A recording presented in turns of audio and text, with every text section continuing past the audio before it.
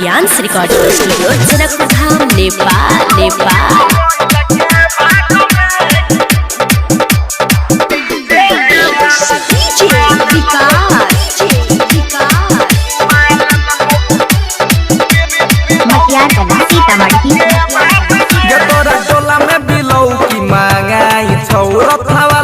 फसल से बुझाई कि मन में गेमा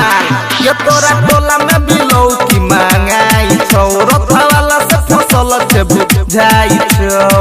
छौड़ा पर तारा पटरा के लग गेल कात में छौड़ा पर तारा पटरा के लग गेल कात में ये डीजे वाला चुम्मा ललकौ डीजे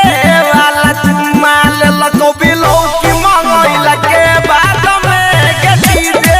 वाला चुम्मा ललकौ बिलौ की मंगैला के बाद में के डीजे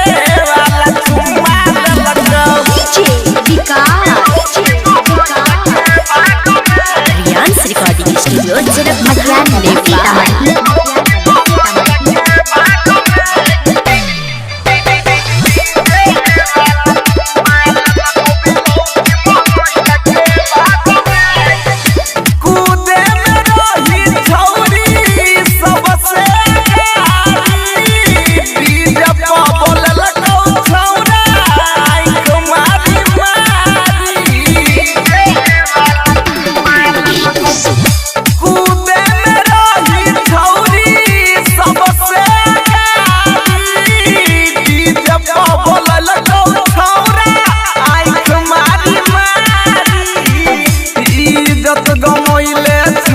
रहले मलाज में इज्जत गमैले छौड़ी रहले मलाज में